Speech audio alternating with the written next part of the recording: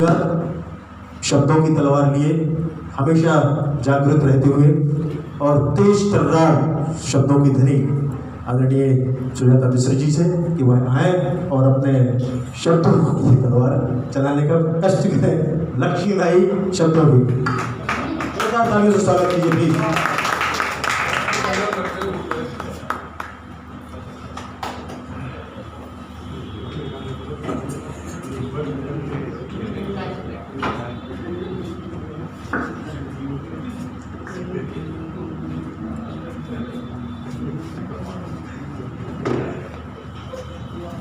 बहुत बहुत धन्यवाद भाई प्रदीप पांडे जी, बहुत ज़्यादा तारीफ कर दिया आपने। अच्छी भाई तो नहीं हूँ, मालूम जाता हूँ अच्छी भाई हूँ।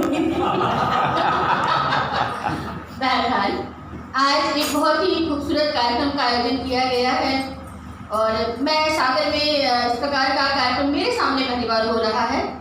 होता रहता होगा, एक दुष्यंत जो गजल संग्रह होता है गजल वाला, उसमें मैंने देखा है, उसमें मैं यहाँ पे देख रही हूँ। तो मैं बहुत बहुत यहाँ पर बधाई देती हूँ, शुभकामनाएं देती हूँ दोनों आयोजनकर्ताओं संस्थाओं को, अतुल जी को भी, उमाकांत जी को भी और संस्कृति संचालनालय भोपाल मध्य प्रदेश को भी, कि बहुत ही महत्वपूर्ण ये कार्यक्रम है। हालांकि संगीत को हम सभी सुनते हैं, गीत को हम सभी सुनते हैं और फिल्मों की कामयाबी के पीछे एक बहुत बड़ी भूमिका उसके गानों की होती है, लेकिन हम फिल्मों की तारीफ कर देते हैं, हीरो की तारीफ कर देते हैं, हीरोइन की तारीफ कर देते हैं, लेकिन उसके पीछे जो संगीत की जो भूमिका है उसको आम इंसान इतना जान नहीं पाता। तो निश्चित तौर पर शंकर जयकिशन जो जुड़ी ही थी, आज जयकिशन जी पर आधारित यह कार्यक्रम है, लेकिन जब बात चलेगी जयकिशन जी की तो शंकर जी की बात भी उसमें होगी। तो हैदराबाद के थे शंकर सिंह रघुवंशी और गुजरात के थे जय किशन दया भाई पांचाल। कैसे मिलना हुआ और कैसे इतने गहरे दोस्त बन गए। तो यह उन दिनों की बात है जब शंकर जी पृथ्वी थिएटर में काम करते थे और जय किशन मुंबई में फिल्मों की तलाश में आए थे, फिल्मों में काम करना चाहते थे। वो देखने में भी हीरो जैसे ही है, तो फिल्मों में वो काम तलाश रहे थे। हालांकि उनको हारमोनियम बजाना अच्छा आता था, प्रॉपर उन्होंने पाश्चात्य संगीत की और भारतीय संगीत की शिक्षा ली थी। तो जब उनकी मुलाकात एक व्यायामशाला में हुई अपने शंकर जी से, तो शंकर जी को पता चला कि ये वो हारमोनियम भी बजाते हैं। तो उन्होंने बताया कि पृथ्वी थिएटर में हारमोनियम जो वादक है उसकी जगह खाली है, तो क्या आप काम करना चाहेंगे। तो उन्होंने वहाँ पे बात की और यहाँ पे जय किशन जी को वहाँ पे काम मिल गया और दोनों ने उसके बाद साथ में काम किया और दोस्ती जो है गहरी होती चली गई। तो दोनों के बीच, शंकर जी और जय किशन के बीच एक अनकहा एक कमिटमेंट था, एक अनकहा करार था जो दोस्तों के बीच होता है कि जो बातें हैं दोस्तों के बीच वो दोस्तों के बीच ही रहेंगी। तो एक करार इन दोनों के बीच भी था कि हाँ धुनें हम दोनों मिलकर बनाएंगे, पर कभी ये बाहर नहीं जाएगा कि कौन सी धुन किसने बनाई है। ये कमिटमेंट था और दोस्ती का जो पहला आधार है वो यही है कि राज को राज रहने दो। तो ये राज उनके बीच रहा और इसीलिए जोड़ी आगे गई और शायद सभी जोड़ियों में कमिटमेंट होता है। अगर जोड़ी हम संगीतकारों की जोड़ी देखते हैं, राज कपूर जी की जो पहली फिल्म थी आग, उसमें तो खैर जो संगीत दिया था हम देखते हैं कि उसका संगीत राम गांगुली जी ने दिया था।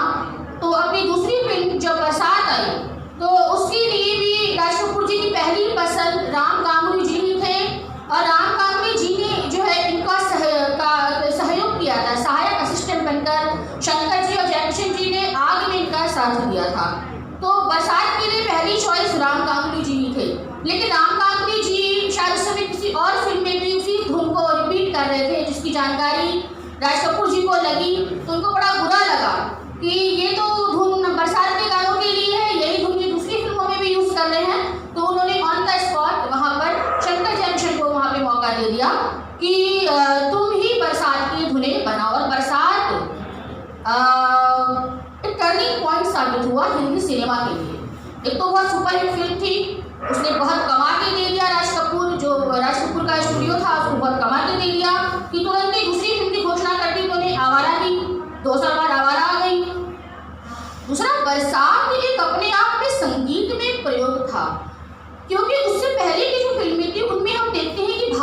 वाद्य यंत्र थे उनका प्रयोग हो रहा था।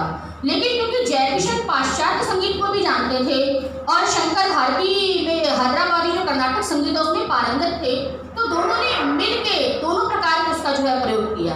तो पहला तो हमको एक संगीत में एक मेलोडी नए प्रकार की मिली, दूसरा हमको बरसात फिल्म से पहले कैबरे सॉन्ग मिलता है। पहला जो बॉलीवुड का पहले कैबरे सॉन्ग है या आइटम सॉन्ग है वो बरसात से मिलता है। अब जब बात कैबरे की आती तो हमारे सामने एक इमेज बन जाती है कि बड़ा अश्लील है, तो वो वर्तमान स्वरूप है कैबरे का। जो बरसात का गाना है, पतली कमर है तिरछी नजर है, तो वो बॉलीवुड का पहला आइटम सॉन्ग भी है और पहला कैबरे सॉन्ग भी है। उसको उसकी स्कर्ट पहनी है, तो पेरिस में उस समय ये स्कर्ट पहन के ही डांस होता था। और निश्चित तौर पर उससे पहले की फिल्मों में हम हीरोइनों को देखते हैं तो वो एक पेड़ के पास खड़े होकर ही पूरा गाना गा देती थी, है ना, तुम डाल डाल मैं पार पार। तो लेकिन यहाँ पे जो नायिका है जब वो कैबरे कर रही है, भले उसने स्कर्ट पहनी पर वो सारे मूवमेंट कर रही है। तो एक तो बरसात फिल्म से हमको पहला आइटम सॉन्ग मिलता है, पहला कैबरे मिलता है, संगीत में प्रयोग मिलती है। हमको दो बहुत बेहतरीन संगीतकार मिलते हैं शंकर जयकिशन के रूप में, दूसरा शैलेंद्र और हसरत जयपुरी भी हमको बरसात से मिलते हैं, है ना। यानी ये दो गाने किसने लिखे हैं बरसात के, शैलेंद्र ने लिखे हैं। तो हमको बरसात एक तरह से राज कपूर एक पूरी की पूरी नई सिनेमा की टीम खड़ी करते हुए दिखते हैं। तो जयशंकर और उनकी झुंडी अबुआ का पेड़ है, वही मुंडेर है, मेरे बालमा अब काहे की देर है, इसी की धुन पर बरसात का गाना बनाया गया। जिया बेकरार है, छाई बहार है, आजा मेरे बालमा तेरा इंतजार है। तो इस प्रकार से ये राज कपूर की बात की नजर थी कि उन्होंने, इसीलिए उनको हम आज भी सिनेमा का किंग कहते हैं। बरसात के बाद इनकी जो है जोड़ी वो स्थापित होगी शंकर जयकिशन की, और सिनेमा में इनकी एक बहुत महत्वपूर्ण पहचान बन गई। उसके बाद बरसात का एक दूसरी उपलब्धि ये भी थी कि बरसात के बाद टाइटल ट्रैक आने लगा फिल्मों में, क्योंकि बरसात में गाना था बरसात में हमसे मिले तुम सजन तुमसे मिले हम। तो उससे पहले फिल्मों में टाइटल ट्रैक नहीं होता था, फिल्म के शीर्षक से रिलेटेड गाना नहीं होता था। उसके बाद हम आवारा में भी देखते हैं, आवारा हूँ या गर्दिश में हूँ, आसमान का तारा हूँ, और अभी तक हम देखते हैं पठान आई तो झूमे जो पठान। तो ये जो सिनेमा के साथ टाइटल ट्रैक देने का ट्रेंड चला, ये भी बरसात की देन है। तो एक सिनेमा, मैंने अभी हाल ही में प्रहलाद अग्रवाल से बात की तो बोले कि इस एक सिनेमा ने इतना कमाल के दे दिया कि उसके बाद राज कपूर ने आगे की तमाम फिल्मों के लिए इस जोड़ी को फिक्स कर दिया। और हम सब जानते हैं कि राज कपूर की फिल्मों के गाने मुकेश गाते थे। जब मुकेश की मृत्यु हुई तो राज कपूर ने कहा था कि मेरी आवाज़ चली गई, है ना। तो ये ऐसा जमाना था जहाँ जो गायक थे, जो संगीतकार थे, जो कलाकार थे, वो एक फैमिली बन जाते थे। तो इस प्रकार से मैं देखती हूँ कि इनकी जो फिल्में रही 170 से ज़्यादा इनकी जोड़ी ने फिल्मों में काम किया, जिनमें हम बरसात, आवारा, अनाड़ी, दिल अपना और पीठ पर आई, श्री 420, तीसरी कसम, गुड पॉलिश, पतिता, कठपुतली, छोटी बहन, राखी सॉन्ग भी पहला शंकर जयकिशन ने दिया है, भैया मेरे राखी के बंधन को निभाना। तो राखी का भी पहला गाना इन दोनों की जोड़ी ने ही दिया है। हरियाली और रास्ता, रेशम की डोरी से प्यार बांधा है, ये भी राखी का सॉन्ग इन्हीं की देन है। आम्रपाली, यानी जहाँ ये एक तरफ मॉडर्न म्यूजिक दे रहे थे वहाँ पे क्लासिकल म्यूजिक भी दे रहे थे। अब हम देखते हैं कि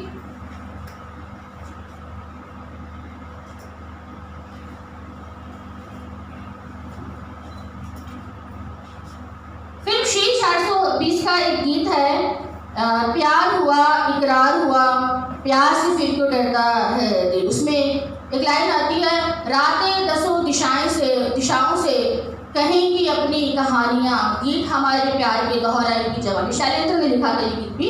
तो जयकिशन ने कहा कि भाई दसों दिशाएं कौन सी होती हैं, 4 दिशाएं होती हैं।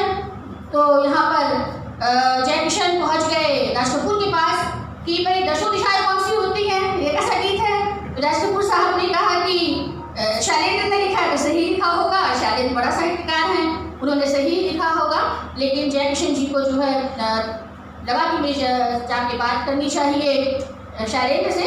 जब उन्होंने पूछा तो शैलेंद्र बोले कि भाई 4 दिशाएं, उत्तर दक्षिण पूर्व पश्चिम, उनके बीच की 4 और दिशाएं, उत्तर पूर्व दक्षिण पूर्व, और उसके बाद आकाश और फिर पाताल, हो गई ना 10 दिशाएं। तो हमें ये समझ गए कि शैलेंद्र जब कुछ कह रहे हैं तो सोच समझ के कह रहे हैं। तो ये उस समय के साहित्यकार जो एक शब्द भी प्रयोग करते थे तो उन्हें पता होता था कि वो क्यों प्रयोग कर रहे हैं, है ना। मैंने जब ये बात की, जैसे मैंने अभी कहा प्रहलाद अग्रवाल थी, तो वो बोली सुजाता ये कोई बहुत पढ़े लिखे लोग नहीं थे एज ए डिग्री, लेकिन नॉलेज थी, विषय की समझ थी गहरी। डिग्रियां कम थी इन लोगों के पास, लेकिन इनके पास भाषा की पकड़ थी। उर्दू का तलफ़ुज़ देखिए, आप हिंदी देखिए, और साहित्य की गहरी समझ थी। तो जब वो भाव प्रकट कर रहे हैं तो उस हम महसूस करते हैं। आप गाने देखिए, माना अपनी जेब से फकीर हैं फिर भी यारो दिल के हम अमीर हैं, जो गाना है। जीना इसी का नाम है, किसी की मुस्कुराहटों पर हो निसार, किसी का दर्द मिल सके तो ले उधार, किसी के वास्ते हो तेरे दिल में प्यार, जीना इसी का नाम है। तो ये जो गाने थे वो जीवन अनुभव से आते थे। ये ऐसी चलताऊ भाषा नहीं थी कि कोका कोला तू, ऐसी भाषा नहीं थी। तो जो शब्द इस्तेमाल करते थे उसके पीछे जीवन अनुभव था, साहित्य था, समाज था। इसीलिए उनके गाने जो है दिल को छूते हैं, मन को छूते हैं। अच्छा, अब बात आती है कि दोनों में अनुभव हो गई थी। ऐसा यहाँ पे कहा जाता है, कई जगह पढ़ने को मिलता है कि शंकर जयकिशन में टकरार हो गई थी। तो देखिए, टकरार तो हर रिश्ते में होती है, बिना टकरार के प्यार कैसा। तो कोई ऐसा ऑफिशियली अलग नहीं हुए थे। संगम फिल्म का जो गीत था, यह मेरा प्रेम पत्र पढ़कर ही तुम नाराज ना होना, उसी के समय जयकिशन जी के बारे में कहते हैं कि उन्होंने कहीं इंटरव्यू में ये बता दिया था फिल्म फेयर पत्रिका को कि इसकी धुन मैंने तैयार की है।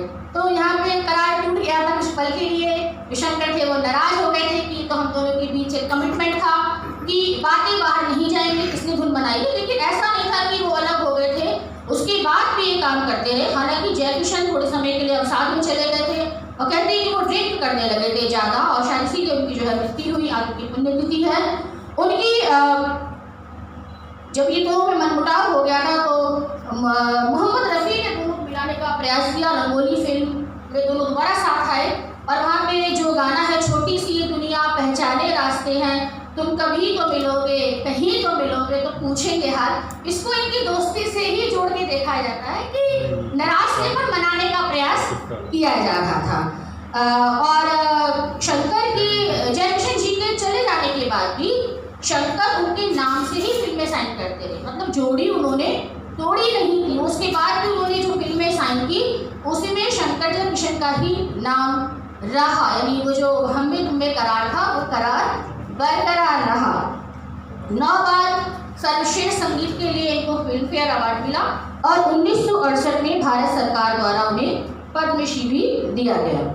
तो यहाँ पे तो मेरा हम जो देखते हैं वो ये देखते हैं कि उस समय के जो गीत थे, उनके जो बोल थे वो क्या थे। यदि संगीत हिट हुआ है तो उसमें शब्दों का भी महत्व है।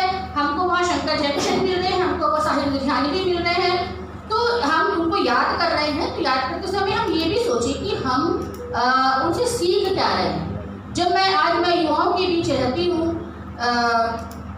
रिश्ते बहुत हल्के हो गए हैं। आज प्यार हो गया, आज ब्रेकअप हो गया, क्योंकि हम सिनेमा के असर को नहीं जानते। सिनेमा का असर बहुत गहरा है। हर इंसान साहित्य नहीं पढ़ता, और आज की पीढ़ी तो बिल्कुल ही नहीं पढ़ती, है ना। तो सिनेमा का असर बहुत गहरा है। हम सिनेमा में गीतों में जो दे रहे हैं उसका ही जो प्रतिबिंब है वो हमारी पीढ़ी पर पड़ता है। इसीलिए मेरे सैया जी से आज मैंने ब्रेकअप कर लिया जैसा गाना आ जाता है, उसमें जो हीरो है वो कहता है कि फोटो जला के कर दे रात, गाली दे रहा है वहाँ पर, है ना। और हम साहिर लुधियानवी को देखते हैं, चलो एक बार फिर से अजनबी बन जाए हम दोनों, मतलब ब्रेकअप हो रहा है बट विद ग्रेस। ऐसा नहीं कि तू मेरी लिए तो भाड़ में जा।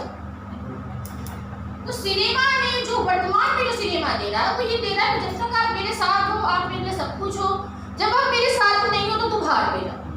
तो ये हमको समझना होगा कि जो उस समय के संगीतकार थे या फिल्मकार थे या गीतकार थे, वो अपनी जिम्मेदारी निभा रहे थे कि इसको सुनकर जो है वो युवा या जो समाज है वो क्या सीखेगा। इसीलिए हमको उन लोगों के रिश्ते भी दिखते हैं। और जयकिशन जी मुंबई में एक चर्चित वहाँ ये कॉफ़ी पीने जाते थे सभी लोग, मुकेश जी भी, राज कपूर जी भी। तो इनकी मृत्यु के बाद, जयकिशन जी की मृत्यु के बाद इनके लिए वो टेबल 1 महीने तक रिजर्व रखी गई जयकिशन जी की स्मृति में। तो ऐसे लोग थे जो रिश्तों को निभाते थे, मान देते थे, सम्मान देते थे। तो ये हमको एक सीखना होगा